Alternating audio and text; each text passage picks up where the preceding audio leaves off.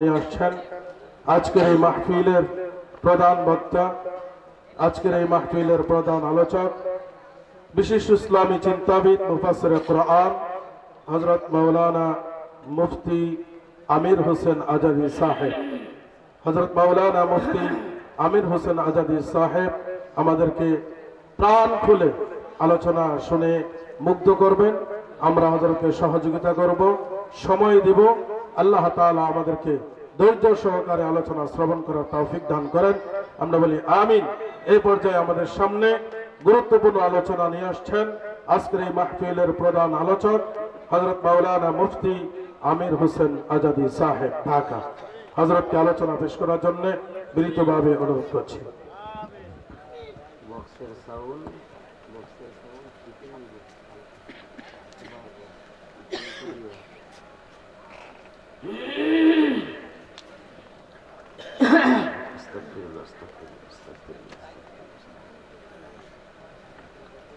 আসসালামু আলাইকুম ওয়া রাহমাতুল্লাহি ওয়া বারাকাতুহু। সালামের উত্তর আর একটু জোরে দিতে হইব, পারবেন ইনশাআল্লাহ?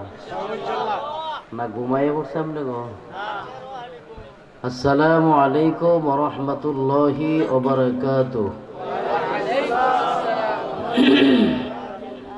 এই মিয়া সাউন্ড সিগুন করো, কি মোটা মোটা বানালে। الحمد لله الذي جعل الشمس والقمر بحسبان والنجم والشجر يسجدان وفضل زمانا على زمان كما فضل مكانا على مكان وإنسانا على إنسان ونشهد أن سيدنا وسندنا وحبيب ربنا وطبيبنا وطبيب قلوبنا ومولانا محمد صلى الله تعالى عليه وعلى آله وأصحابه وبارك وسلم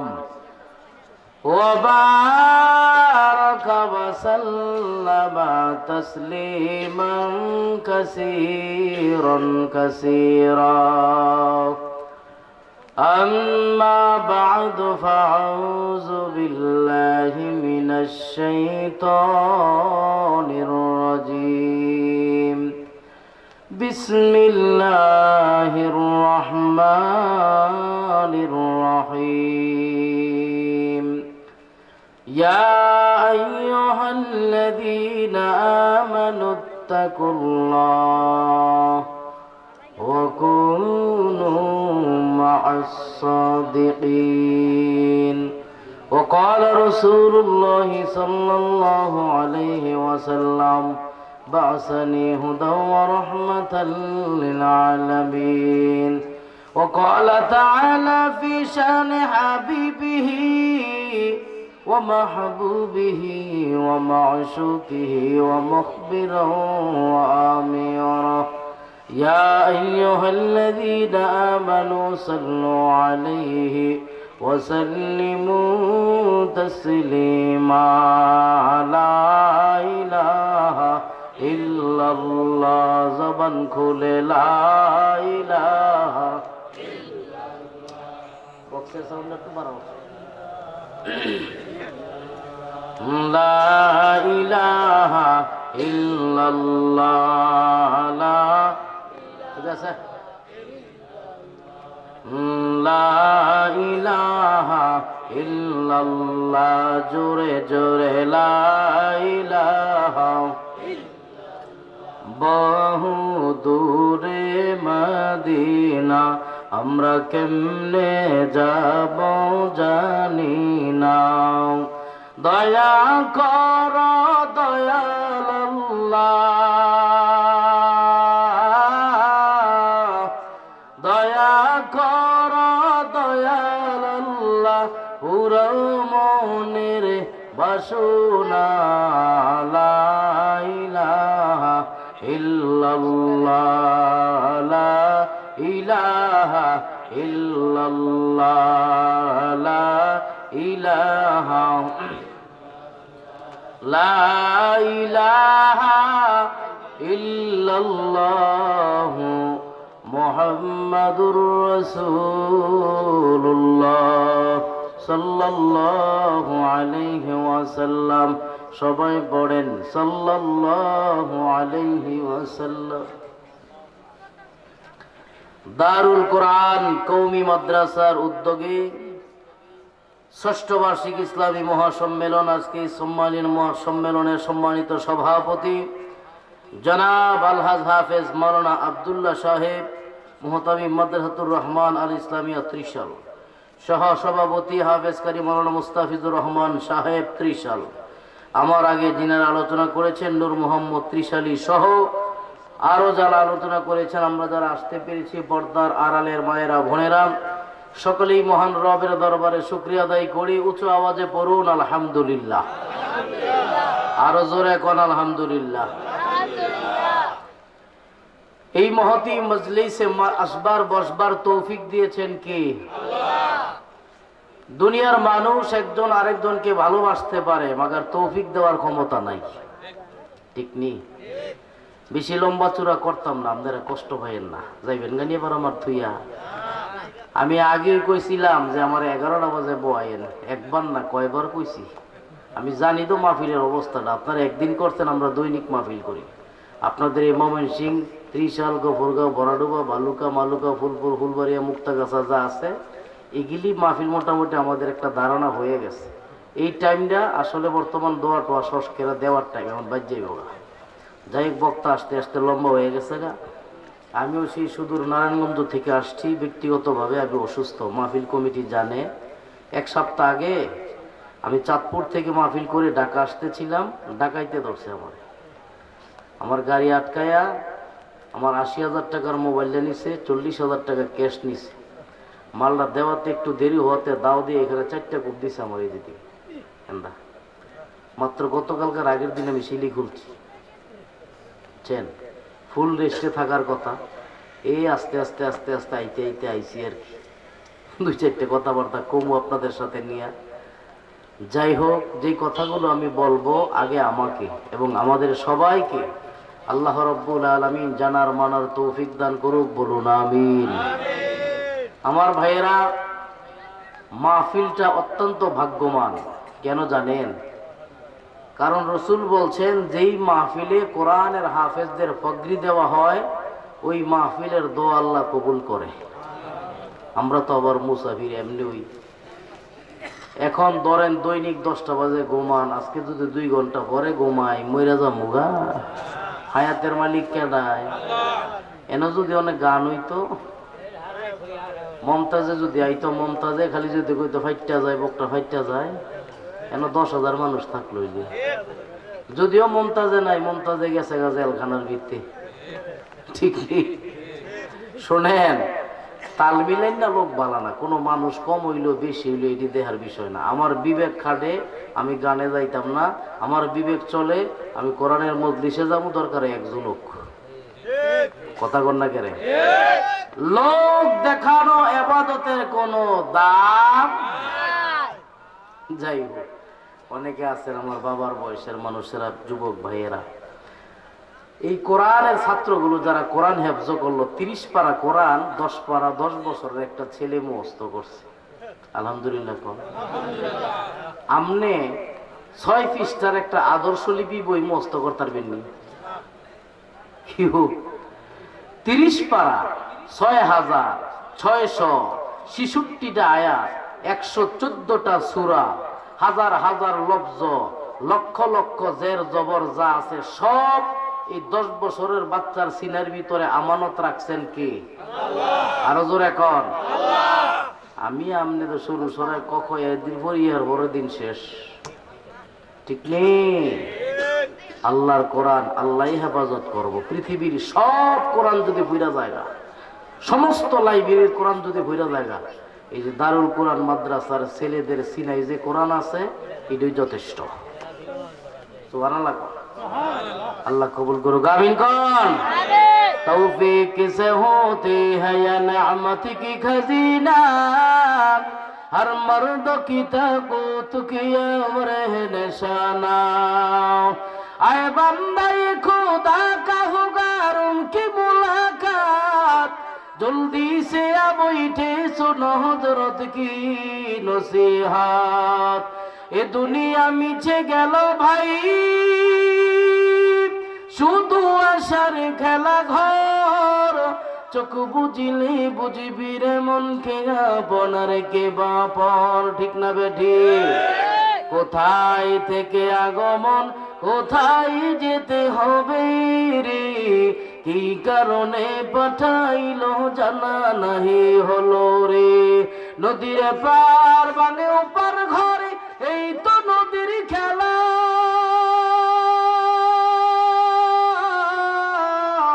সকাল বেলার ধ্বনি তুমি ফকির সন্ধ্যা। এই দুনিয়ায় আমাদের কারোই থাকার কোনো ক্ষমতা নাই, সব ক্ষমতার মালিক কে? আরো জোরে কোন। আমার ভাইয়েরা গো, সব চাইতে বড় দলিল হইল মায়ার নবী যেহেতু থাকতে পারেন নাই, সেখানে আমার আপনার মতন সাধারণ মানুষের থাকার কোনো অধিকার। নবীর যখন ইন্তেকালের সময় হয়ে গেল গা, আজরাইল আলাইহিস সালাতু ওয়াস সালাম ঘরের দরওয়াজার ভিতরে আইসা নক দেয়, ইয়া রাসূলুল্লাহ, ইয়া হাবিবাল্লাহ, নিবার আইছিলাম, আল্লাহ পাঠাইছে আপনারে নেওয়ার জন্য। যাইবেন না, আপনার এখতিয়ার, থাকবেন আপনার ইচ্ছা। আপনি যদি না যান, আপনারে জোর করে নেওয়ার ক্ষমতা আমি আজরাইলের। সুবহানাল্লাহ কোন। আজরাইল নবীরে এই সুযোগ দিয়েছেন, আমাদেরকে আজরাইল এই সুযোগ দিবনি? কইবনি 30 সালের মুরব্বী গো, নিতামাইছিলাম, যাইবেন না, সামনের শুক্রবারে যাইবেন। দেখইব আজরাইলের চেহারা বড় ভয়ঙ্কর। আজরাইলের চেহারাটা দেখার পরে দেখবেন নিজের জন্ম দেওয়া সন্তান ছেলে মেয়ে ওই বাবাই চিনে না। আসেনি? যখন সাকরাত শুরু হয়, মানুষের যখন সাকরাত হয়, মৃত্যুর যন্ত্রণা, তখন যাইয়েন সময় করে একটু যাইয়েন, পারেন না তো মইরা সাল্লের পরে যায়, যাইয়া ওই লোকের কাছ থেকে মাপ নিতে হয়, ওই লোকের মাপ কইরা দিতে হয়। জানেন নিয়ম না রেগিলা? কাহা ভাই দাদা একসাথে চলছি ফিরছি, ভুল হইলে মাফ করে দিয়েন, আমি আপনারা মাফ করে দিলাম। আমরা এত ব্যস্ত হইছি, ওই সময় যাইতে পারি না, মইরা সাল্লের পরে যাই, ঠিক নেই? নবীজি সাল্লাল্লাহু আলাইহি ওয়াসাল্লামকে নেওয়ার জন্য আজরাইল আসছে। আজরাইল আলাইহিস সালাম ডাক দিয়া কয়, আপনি চাইলে নিমু, নাইলে নিতাম না। তবে এই কথা সত্য, আল্লাহ স্বয়ং আরশে আজিমে আপনার সাথে দেখা করার জন্য অপেক্ষা করতেছে। সুবহানাল্লাহ কইতেন না? নবীজি কয়, হাত্তা ইয়াতিয়ানি জিবরাইল আলাইহিস সালাতু ওয়াস সালাম। দাঁড়াও আজরাইল, দাঁড়াইবা, জিবরাইল আসার আগ পর্যন্ত। মারহাবা কোন। আজরাইল রে দাঁড় করানোর ক্ষমতা পৃথিবীর কোন মানুষের আসেনি। জোরে কোন। নবী দাঁড় করাইলো, জিবরাইলের আগমন হইল। বন্ধু জিবরাইল, আজরাইল আমাকে নেওয়ার জন্য আসছে, তাড়াতাড়ি কও। জিবরাইল আলাইহিস সালাতু ওয়াস সালাম আয়াত শোনায় দিলেন, ওগো পয়গম্বর, আপনি মরণশীল, আপনার শত্রু মিত্র সবাই মরণশীল, পৃথিবীতে কেউ থাকতে পারবে না। নবীজি বুঝলেন নবীজির হায়াত শেষ করে দিয়েছেন কি? নবীজি বারবার দোয়া করে, আল্লাহুম্মা ইন্নী আউযু বিকা মিন সাকারাতিল মাউত ওয়া গামারাতিল মাউত। আল্লাহ গো, মৃত্যুর যন্ত্রণা থেকে আমারে বাঁচাও, মৃত্যুর পেরেশানি থেকে আমারে বাঁচাও। তাইলে বোঝা গেল মৃত্যুর যন্ত্রণা একটা আছে, তাতে কোনো সন্দেহ। কিন্তু নবীজি সাল্লাল্লাহু আলাইহি ওয়াসাল্লাম উম্মতের জন্য সুসংবাদ দিয়া গেল। কেমন সুসংবাদ? কোন বান্দা বান্দি যদি দৈনিক 20 বার মৃত্যুর কথা স্মরণ করে, জোরে কোন দৈনিক কয়বার? কেউ যদি দৈনিক 20 বার মৃত্যুর কথা স্মরণ করে, আল্লাহ তারে শহীদি মর্যাদা দিয়া জান্নাত দিয়ে দিব। আরো জোরে কর শহীদি মর্যাদা কি জানেন? বিনা হিসাবে জান্নাত দিব কে? আর শহীদি মরণরা কেমন? মায়ের কোলে ঘুমায়া ঘুমায়া বাচ্চা দুধ খাইলে মা টের পায়? পায় না। ঠিক তদ্রুপ ভাবে রূহটা আল্লাহ এমন ভাবে ফেরেশতার মাধ্যমে নিব, আপনার কোনো কষ্ট হবে না, সাথে সাথে আল্লাহ রূহটা জান্নাত দিয়ে দিবে। এই মরণ আমরা চাই কি চাই না? এই মরণের কথা স্মরণ করার লেগেই তো আজকের মাহফিল, ঠিক কিনা? কিছু মগারা আছে আগে গিয়ে বাদ দিয়ে ঘুমাই গেছে গা। আরে মগা, কালকে ওয়াজ থাকবো না, আগামী বছর ওয়াজ দিব, তুই তো মইরা বেটকে যাইতে পারো গা। কবরে গেলে ওয়াজ শুনবো কাটা, মগায় ওয়াজ শুনতারব? হাই হাই হাই আমার ভাইয়ারাম, এবার আসুন, মায়ার নবীর উম্মত আল্লাহ আমাদেরকে বানাইলেন। যাকে না বানাইলে আল্লাহ আসমান জমিন বানাইতেন না। নবীজির নাম কি? সবাই কর কথা কইলে আপনাকে ঘুমের টাইম তো ঘুমটা যাইব, আর নাইলে আপনাকে রাখুন যাইতো না। নবীজির নাম হযরত মুহাম্মদ মুস্তাফা সাল্লাল্লাহু। নবীজির বাবার নাম কি? আব্দুল্লাহ। মায়ের নাম? মাশাআল্লাহ, মায়ের নাম আমেনা।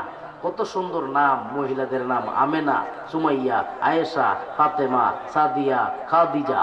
আহ কি নাম! আর সমাজে মহিলাদের নাম রাখে বিউটি।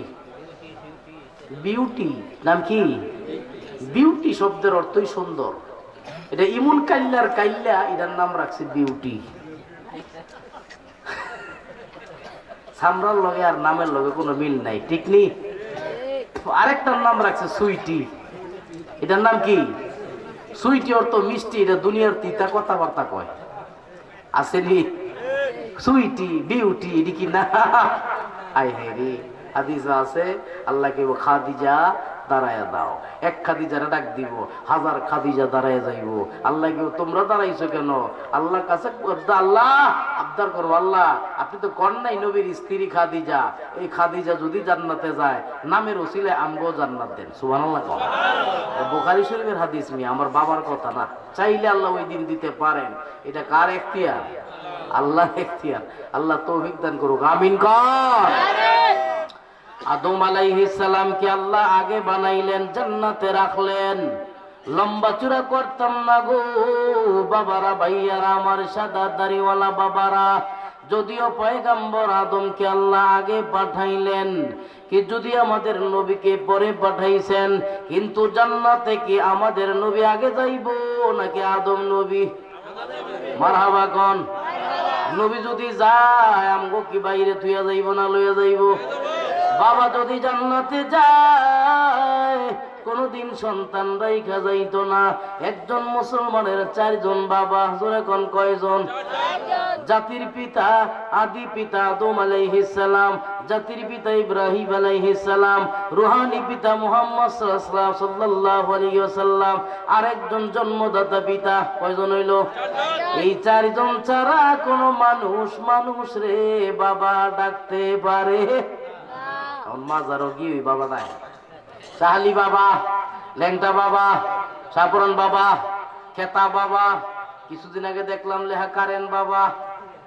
কারেন বলে আবার বাবা হয় কেমনে? কারেন্ট ধরলে না মানুষ মরে যাইব গা? হয় 2 বাবা।